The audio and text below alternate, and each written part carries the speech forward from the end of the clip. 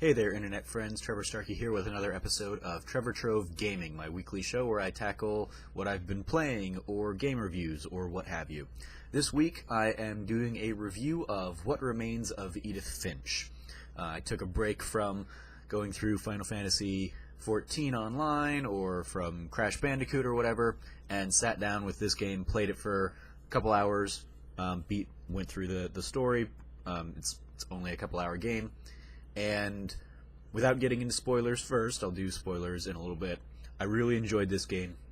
It's a great piece of art in the medium that I think probably could have been told as like a film, like an independent film kind of thing, but I think it is best told as a video game by letting the players kind of experience the story at their own pace and experience the story kind of in a first-hand capacity. If you don't know, What Remains of Edith Finch is a first-person narrative game, commonly kind of referred to as the walking simulators, and it tells the story of the titular character, Edith Finch, as she's returning to her eclectic family house that she grew up in, searching for really the stories of her history. We're quickly introduced to the idea that there may be a curse on the family or this house, as seemingly everybody has died under curious or mysterious or strange circumstances. And the way that Giant Sparrow kind of tackles these various stories that you kind of play throughout, they do a great job of keeping them diverse, so every story feels new and fresh. You don't feel like you're retreading any kind of history in the short 2-hour window of the game. And there's a lot of whimsy and fantasy mixed in, which seems at odds, but it serves as a great contrast to the sadness and death that surrounds this game. So before getting into spoilers, I would definitely say this is a game worth checking out if you are a fan of this genre. If you like games like Gone Home or Firewatch, I think this will be right up your alley. This is right at home with that kind of first-person interactive experience, narrative experience. Spoiler warning ahead. Doing spoiler warning. If you want to be surprised by this game, go ahead and turn this video off now. And come back and listen to my thoughts later. So as I mentioned before, this game is filled with death, and it's done in a very beautiful way where you look at this house, and you see it, and it's mysterious, and it's magical, and it's mystical, and the house itself has been kind of built upon layers and layers and layers as the family expanded. Despite all of the tragedy that has befallen the family, they continued kind of growing their roots, and so you see like annexes and a tower of basically like room upon room upon room. But as people died in this house, their rooms became sealed off, and that's how you experience this world at first, is you kind of experience it through the peepholes that Edith's namesake, her grandmother, also Edith Finch here that we play as is Edith Jr. technically. And the grandmother goes by Edie, so for clarity's sake we'll just say Edie, kind of drilled peepholes into the rooms as they were sealed off. But they've kind of been left in whatever condition they were in when whoever lived there passed. And so that's our first exposure to a lot of the stories in here, is looking through these peepholes and getting a static view of what their world looked like when they died. And then it's not until you kind of start finding the secret passages within the house and start exploring those stories that you uncover more of what may have actually happened. And in each of these rooms, we kind of find this little shrine to the deceased family member, starting off with something like Molly, who was like 10 or 11 years old when she died. And her story comes from the diary entry that she left shortly before passing, it would seem. And she kind of talks about having been sent home to bed hungry without dinner, and so she was just overwhelmed by hunger and starts eating everything in sight. And you as the player kind of guide her through eating the gerbil food, or toothpaste in the bathroom, or berries hanging off of a bathroom window. And Then she turns into a cat and chases down a bird that she has to eat, and you see her, you play as her kind of jumping from tree branch to tree branch, chasing after this bird.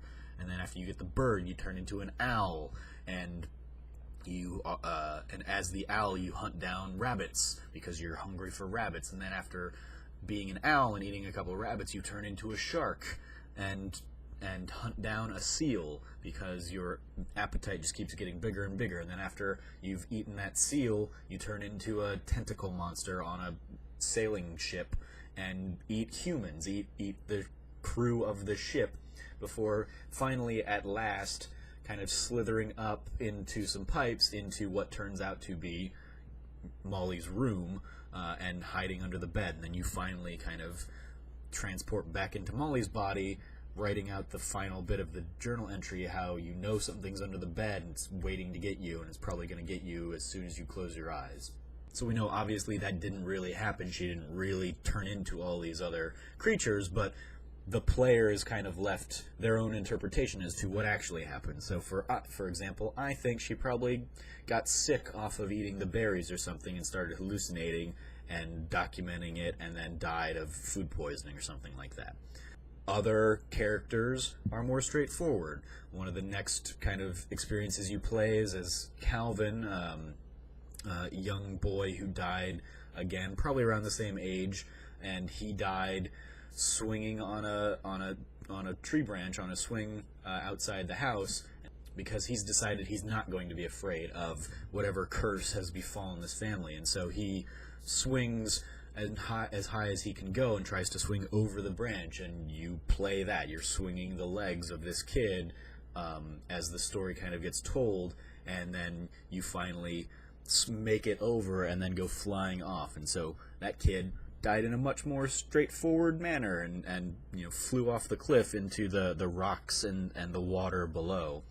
But each of these little tales are told in a unique and interesting way, and show how different people over the different generations of this family really dealt with the tragedy that had befallen on them. Some of them faced it head on and said, if I'm going to die, I'm going to die. Some of them hid from it for years and years and cowered and kept their head underground in a quite literal sense, for example. And it eventually becomes clear that Edith is going through all of this because she doesn't know these stories, and she's finding these stories because she has found out that she's pregnant, and so she has returned to the house to document her family history because her mother, in fear of this curse, never really told her all these things. And so she's re-experiencing them through like the family's eyes, through revisiting the house, so that she can preserve it for her offspring as she finds out she's pregnant. And the biggest, most haunting twist of, I think, the story is this final reveal that we've actually been playing as Edith through Edith's child's eyes. We are what remains of Edith Finch. We are the offspring of Edith Finch, experiencing this story through the journal that she left behind upon her final visit to the Finch home. So it becomes a story not so much about death, but about coming to terms with our own mortality. And we see that through multiple members of the Finch household and how they came to terms with their own experiences. Again, a very beautiful tale that you can probably experience in all of 2 hours. If you haven't experienced it, I'm sorry that you stayed watching through the spoiler warning, and I've spoiled most of what would happen at the end of the tale for you. But I think even then, it's still worth experiencing.